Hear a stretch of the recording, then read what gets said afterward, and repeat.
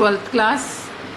हम पढ़ रहे हैं लेंथेनाइड्स और एक्टेनाइड्स, और लेंथेनाइड एक्टेनाइड्स यानी डी ब्लॉक और एफ ब्लॉक के तत्व पढ़ रहे हैं हम। तो वहाँ अभी हम संक्रमण श्रेणी पढ़ रहे हैं 3D सीरीज़ में, और उनके भौतिक गुण पढ़ रहे हैं। तो सबसे पहले आज बात करते हैं अंतराकाशी यौगिकों का बनना। ठीक है, अंतराकाशी यौगिकों का बनना कैसे कैसे होगा, क्या क्या चीज़ें आएंगी, बहुत ध्यान से समझिए। 3D श्रेणी के तत्व में छोटे अधात्विक परमाणु जैसे हाइड्रोजन है, बोरॉन है ना, कार्बन है, नाइट्रोजन है, को अवशोषित कर अंतराकाशी यौगिक बनाने की एक अद्भुत क्षमता पाई जाती है। यानी आप क्या करेंगे, क्रिस्टल जालक लेंगे आप संक्रमण तत्वों का, और उनकी जो अंतराकाशी रिक्तियाँ हैं जो हम सॉलिड स्टेट में पढ़ चुके हैं, बीच बीच में जो छोटी छोटी जगह होती है ना, वहाँ पर ये तत्व अगर एंटर कर जाएं तो नया बनने वाला जो यौगिक होगा उससे हम अंतराकाशी यौगिक या इंटरस्टिशियल कंपाउंड कहते हैं। अब इसका कारण क्यों है, क्यों बनते हैं, ये देखिए। अधात्विक परमाणु धातु परमाणु के मध्य के स्थान जिन्हें अंतराकाशी कहते हैं, हम पढ़ चुके हैं सॉलिड स्टेट में, आपको दिखेगा, में चले जाएं तो इन पदार्थों की संरचना संक्रमण धातु के परमाणु त्रिज्या और अधातु की परमाणु त्रिज्या के अनुपात पर निर्भर करेगी। जो यौगिक बन रहा है उसकी त्रिज्या इन दोनों चीज़ों पर निर्भर करेगी। किन किन चीज़ों पर? संक्रमण धातुओं के परमाणु त्रिज्या पर, और जो तत्व गए हैं कार्बन बोरॉन वगैरह गए हैं उनके परमाणु त्रिज्या के अनुपात पर जो है वो निर्भर करती है। धातुओं के समान इन यौगिकों में भी उच्च वैद्युत चालकता पाई जाएगी, उच्च क्वथनांक पाया जाएगा, ये कठोर होंगे, धात्विक चमक बहुत उच्च होगी इनको। ये यौगिक दो प्रकार के होंगे, एक होंगे स्टिकियोमेट्रिक और एक होंगे नॉन स्टिकियोमेट्रिक।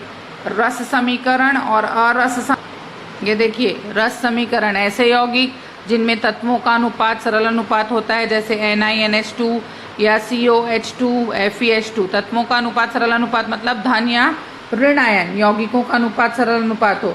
और ऐसे संक्रमण तत्व जिनमें परिवर्ती संयोजकता के कारण अनिश्चित रेशियो उपस्थित हो। देखते हैं उसको आगे। ये देखिए, अरस समीकरण की बात चल रही थी। अनुपात वाले यौगिक बनाने का गुण होता है, ऐसे ही यौगिकों में तत्वों का जो अनुपात होगा वो सरल नहीं होगा, इनका सूत्र भी अनिश्चित होगा। ये देखिए, TiH में H जो है 1.72 है, यहाँ 1.02 है, ये से अरस समीकरण यौगिक भी कहते हैं आप।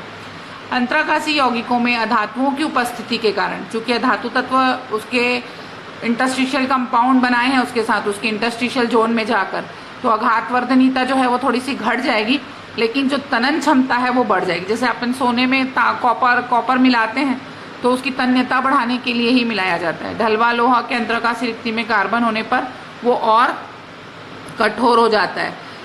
24 कैरेट गोल्ड बहुत सॉफ्ट होगा, लेकिन जब आप उसको गहने बनाने में यूज़ करते हैं तो कॉपर वगैरह मिला के उसको थोड़ा हार्ड बनाते हैं ताकि गहने मत टूट जाए जल्दी से। वैसे ही आयरन के साथ भी होता है, आयरन को भी कठोर करना होता है। तो ये सब चीज़ें हैं अरस समीकरण यौगिकों की, जो कि बहुत इम्पॉर्टेंट हैं। तो अब आप ये समझ लीजिए कि जब संकुल यौगिकों के अंतरकाशी रिक्तियों में कुछ धातु तत्व जैसे कार्बन, हाइड्रोजन है, बोरॉन है आदि प्रवेश कर जाते हैं तो एक नए यौगिक का निर्माण होता है जिसे हम अंतरकाशी यौगिक कहते हैं। और इससे उसकी आघातवर्धनीयता जो है वो तो कम होती है, लेकिन तनन क्षमता बढ़ जाती है। अगली जो बात आ रही है, अगला जो टॉपिक आ रहा है वो है मिश्र धातु का निर्माण। मिश्र धातु कब बनेगी? जब दो या दो से अधिक धातुएं आपस में क्रिया करेंगी, ठोस अवस्था में ही जुड़ जाएंगी, तब बनेंगी। संक्रमण धातुएं सामान्यतः अधिकांश मिश्र धातुओं में एक अवयव के रूप में रहती है। जो भी मिश्र धातु आप उठा लीजिए, क्या बोलने से, इनवार उठा लीजिए, गन मेटल उठा लीजिए, सब जगह आपको संक्रमण तत्व दिखना ही, संक्रमण धातु या संक्रमण तत्व दिखेंगे ही। लगभग समान परमाणु आकार, संक्रमण धातुओं का परमाणु आकार समान है, क्योंकि लेफ्ट टू राइट जाने पर कोषों की संख्या स्थिर है और नाभिक के आवेश में वृद्धि हुई है, तो परमाणु आकार, परमाणु त्रिज्या बढ़ी नहीं है, लगभग स्थिर हो गई है। तो लगभग समान परमाणु आकार के कारण संक्रमण धातुएं मिश्र धातु बनाने की क्षमता रखती है। परमाणु आकार समान होने के कारण संक्रमण धातु के क्रिस्टल जालक, मान लो कॉपर का क्रिस्टल जालक है, तो आप उसको पिघली हुई अवस्था में दूसरे जिंक के या निकिल के क्रिस्टल जालक के साथ मिलाएंगे तो ये धातुएं एक दूसरे को बहुत सफलता से पारस्परिक रूप से प्रतिस्थापित कर सकती हैं, जिससे ठोस विलयन या मिश्र धातु बनते हैं। इन्हीं निर्मित जो भी मिश्र धातु बनेंगी वो अपनी जनक धातु से बहुत कठोर होती है और उनके गलनांक और क्वथनांक बहुत उच्च हो जाते हैं। जैसे कुछ गुणों में परिवर्तन होगा, आघातवर्धनीयता, तन्यता आदि अल्प या अधिक मात्रा में परिवर्तित होते हैं। ये गुण तो उतने नहीं बदलते, लेकिन आघातवर्धनीयता और तन्यता जो है वो बहुत ज़्यादा ही बदल जाते हैं। ठीक है, ये बहुत इंपॉर्टेंट पॉइंट्स पढ़ रहे हैं हम लोग। अगला देखिए, मानक अपचयन विभव। संक्रमण तत्वों के मानक अपचयन विभव के मान सामान्यतः ऋणात्मक होते हैं, हाइड्रोजन के मानक अपचयन विभव से कम। कौन अपवाद है भाई? कॉपर अपवाद है। कॉपर का होगा +0.34। ये अकेला ऐसा तत्व है पूरे संक्रमण सीरीज में, 3D सीरीज में, जिसका मानक अपचयन विभव धनात्मक होगा +0.34। इसका मानक अपचयन विभव चूंकि धनात्मक है तो कॉपर के अतिरिक्त बाकी जितने का ऋणात्मक हैं वो सभी क्या करेंगे? तनु अम्ल से हाइड्रोजन गैस को मुक्त करने की क्षमता रखेंगे। ठीक है, बहुत आसानी से वो तनु अम्ल से हाइड्रोजन गैस को मुक्त कर देंगी बाकी धातुएं, तभी उनके अपचयक, किसी भी तत्व से हाइड्रोजन का हटाना उसका अपचयक गुण ही कहलाता है।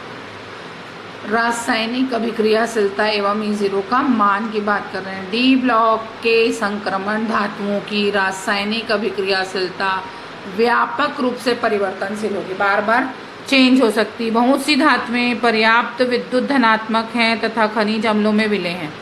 जो बहुत सी विद्युत धातुएं हैं डी ब्लॉक की, वो पर्याप्त रूप से विद्युत धनात्मक हैं और खनिज अम्लों में विलय हैं, जबकि कुछ धातुएं उत्कृष्ट हैं जो साधारण अम्लों द्वारा प्रभावित नहीं होती। उत्कृष्ट धातुएं हैं, प्रभावित नहीं होगी। संक्रमण धातुओं की रासायनिक अभिक्रियाशीलता के कुछ परिणाम उनके E0 पर निर्भर करते हैं, जो अभी अपन बात कर चुके थे। जैसे कॉपर ये एक ऐसा तत्व है जो धनात्मक है, से सभी ऋणात्मक हैं, है ना। तो कॉपर धातु को छोड़कर प्रथम श्रेणी के तत्व अपेक्षाकृत अधिक अभिक्रियाशील होते हैं, जो H+ आयन द्वारा ऑक्सीकृत हो जाते हैं, किंतु अभिक्रिया वास्तविक रूप से बहुत मंद गति से होती है, तो इनकी रासायनिक क्रियाशीलता लगभग कम ही मानिए आप।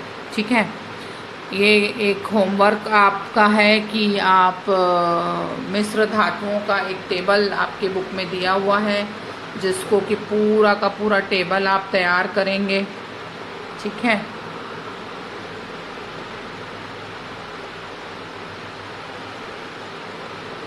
ये एक टेबल है मिश्र धातुओं का, जिसको कि आपको करना ही है तैयार।